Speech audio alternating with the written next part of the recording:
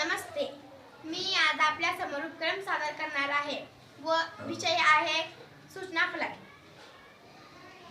दिनांक 23/9/2018.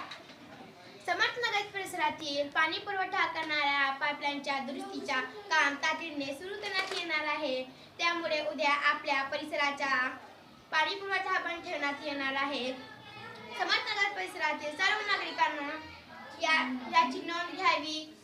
तसेच उपलब्ध पाण्याचा वापर अधिक काटकसरीने व जपून करावा. पाणी पुरवठा विभाग, समर्थनगर. आता सूचना फलकावरील प्रश्न. पाणी पुरवठा कधी बंद करण्यात येणार आहे? पाणी पुरवठा दिनांक 24/9/2018 या तारखेला बंद करण्यात येणार आहे. ही सूचना कोणत्या तारखेला देण्यात आली आहे? ही सूचना दिनांक 23/9/2018 या तारखेला देण्यात आली आहे.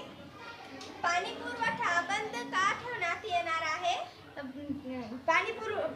पाणीच्या पाईपलाईनची तातडीने काम सुरू करण्यात येणार आहे, म्हणून पाणी पुरवठा विभाग बंद करण्यात येणार आहे.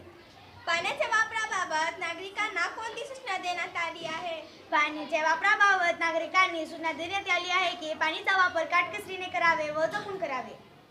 धन्यवाद.